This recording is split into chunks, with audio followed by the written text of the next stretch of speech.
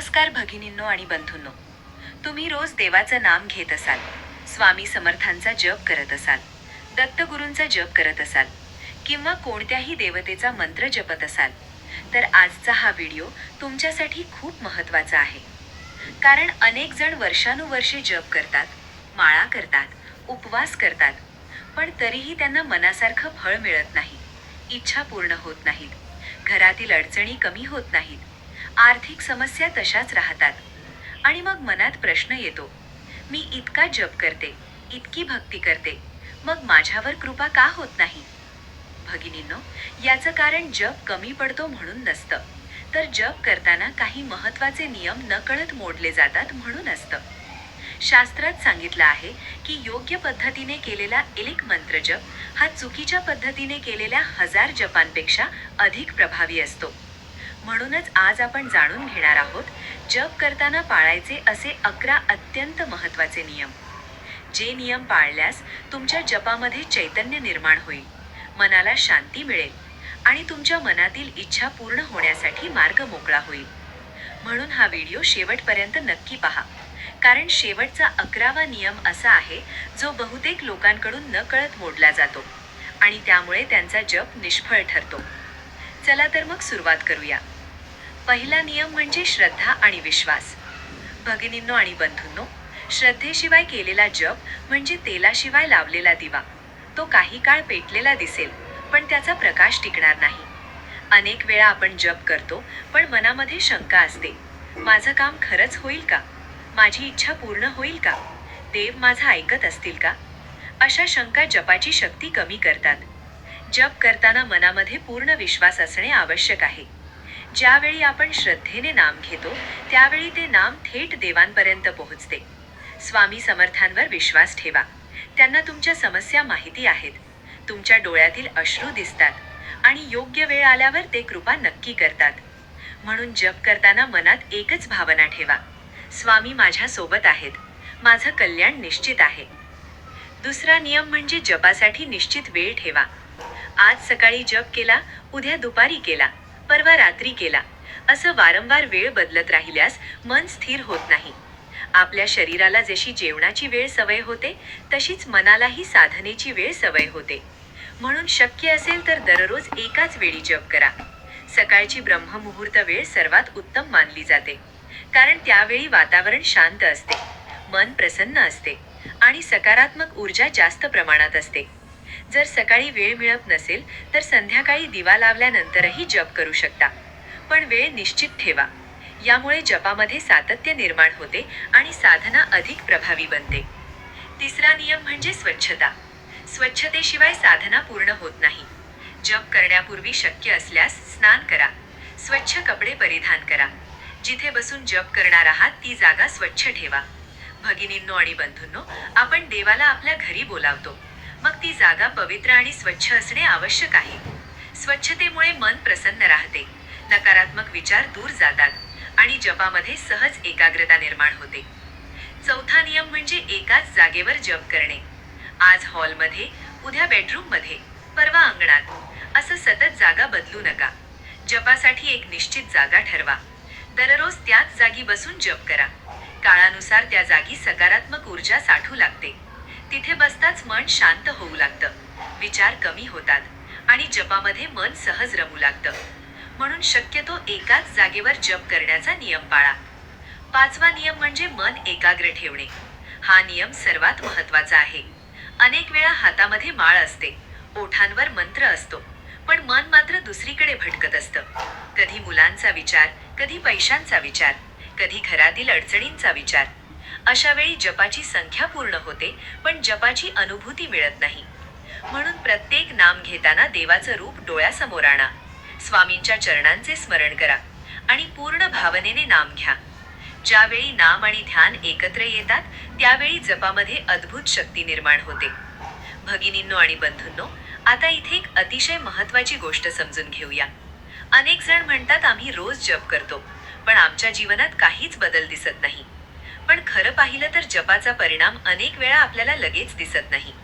जसा शेतकरी जमिनीत बी पेरतो, त्याच दिवशी त्याला पीक मिळत नाही. तो दररोज पाणी देतो, काळजी घेतो, संयम ठेवतो. त्यानंतर काही दिवसांनी त्या बियातून अंकुर बाहेर येतो. अगदी त्याचप्रमाणे जपाचे देखील असते.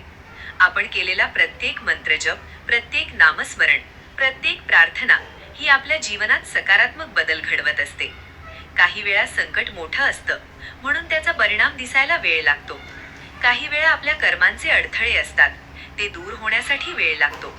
आणि काही वेळा देव आपल्याला योग्य वेळेची वाट पाहायला शिकवत असतात. म्हणून जप करताना कधीही निराश होऊ नका. भगिनींनो, तुम्ही कधी विचार केला आहे का? आपण मोबाईल चार्जिंगला लावतो तेव्हा सुरुवातीला आपल्याला काही फरक जाणवत नाही, पण थोड्या वेळाने बॅटरी वाढू लागते. अगदी तसंच जपाचं आहे. दररोज केलेला जप आपल्या मनाला, आपल्या विचारांना आणि आपल्या जीवनाला ऊर्जा देत असतो. ज्यांना सतत चिंता असते, भीती वाटते, नकारात्मक विचार येतात, अशा लोकांनी रोज नामस्मरण केल्यास मनामध्ये एक वेगळीच शांती निर्माण होते. घरातील वातावरण बदलू लागते, राग कमी होतो, मतभेद कमी होतात आणि मनामध्ये देवाविषयी प्रेम वाढू लागतं. म्हणून जपाचा उद्देश फक्त इच्छा पूर्ण होणे एवढाच नसतो. जपाचा उद्देश मन शुद्ध करणे देखील असतं. जेव्हा मन शुद्ध होतं तेव्हा देवाची कृपा अधिक सहज प्राप्त होते. भगिनींनो आणि बंधूंनो, एक गोष्ट नेहमी लक्षात ठेवा. जप करताना दुसऱ्याशी तुलना करू नका. फलाना व्यक्तीने एवढ्या माळा केला, त्याचं काम झालं, माझं का होत नाही, असा विचार मनात आणू नका. प्रत्येक व्यक्तीचे कर्म वेगळे असतात, प्रत्येकाची परीक्षा वेगळी असते आणि प्रत्येकाला कृपा मिळण्याची वेळ देखील वेगळी असते. म्हणून दुसऱ्यांकडे न पाहता मी तुझ्या पाठीशी आहे, ही फक्त एक ओळ नाही, तर प्रत्येक भक्तासाठी दिलेला आशीर्वाद आहे. जेव्हा जेव्हा तुम्हाला अडचण वाटेल तेव्हा डोळे मिटून स्वामींचे नाव घ्या. मनातील दुःख त्यांच्या जवळ सांगा, कारण भक्ताची हाक स्वामींपर्यंत नक्की पोहोचते. आज अनेक लोक असे आहेत ज्यांनी श्रद्धेने नामस्मरण केले आणि त्यांच्या जीवनात आश्चर्यकारक बदल घडले. कोणाला नोकरी मिळाली, कोणाचे अडकलेले काम पूर्ण झाले, कोणाच्या घरातील संकट दूर झाले, तर कोणाला मानसिक शांती मिळाली. हे सर्व नामाच्या सामर्थ्यामुळे घडले. म्हणूनच जप करत राहा, नाम घेत राहा आणि कोणतीही अपेक्षा न ठेवता देवावर विश्वास ठेवा. कारण देव कधीही भक्ताला रिकाम्या हाताने परत पाठवत नाही. त्यांना योग्य वेळ माहीत असते, त्यांना योग्य मार्ग माहीत असतो आणि त्यांना तुमचं भविष्य देखील माहीत असतं. म्हणून आजपासून एक संकल्प करा. कितीही अडचणी आल्या, कितीही संकटे आली, तरी मी माझा जप सोडणार नाही, मी माझं नामस्मरण सोडणार नाही, मी माझी श्रद्धा सोडणार नाही. कारण ज्याच्या जीवनात नाम आहे त्याच्या जीवनात आशा आहे, ज्याच्या जीवनात श्रद्धा आहे त्याच्या जीवनात कृपा आहे आणि ज्याच्या जीवनात स्वामी समर्थ आहेत त्याला कधीच एकटं वाटत नाही. म्हणून भगिनींनो आणि बंधूंनो, दररोज मनापासून नाम घ्या, स्वामींच्या चरणी स्वतःला अर्पण करा आणि विश्वास ठेवा. 6वा नियम म्हणजे जपाची संख्या ठरवून ठेवणे.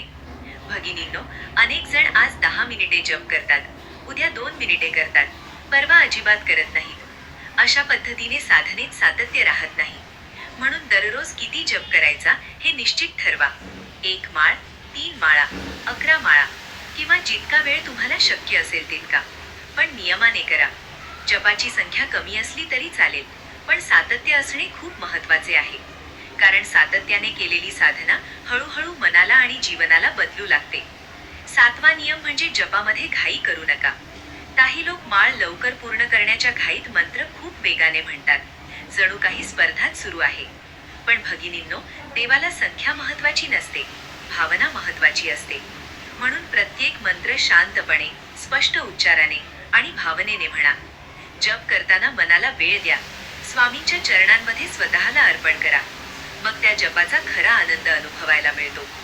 8वा नियम म्हणजे जपामध्ये नकारात्मक बोलू नका. आपण सकाळी जप करतो, देवाचे नाम घेतो आणि नंतर दिवसभर दुसऱ्यांची निंदा करतो, रागवतो, वाईट बोलतो, तर जपाचे पुण्य कमी होऊ लागते. म्हणून शक्य तितके प्रेमाने बोला, दुसऱ्यांचा आदर करा, कोणाचे मन दुखवू नका.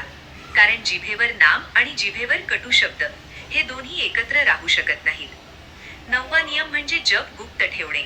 भगिनींनो, आजकाल अनेक जण प्रत्येक गोष्ट लोकांना सांगतात, मी एवढ्या माळा करते, मी एवढा जप केला, मी एवढे उपवास केले. पण शास्त्र सांगते की साधना जितकी गुप्त ठेवली जाते तितकी तिची शक्ती वाढते. म्हणून स्वतःची साधना शांतपणे करत राहा, दिखावा करू नका. देवाला सर्वताही माहीत असते. म्हणजे जपानंतर प्रार्थना करणे.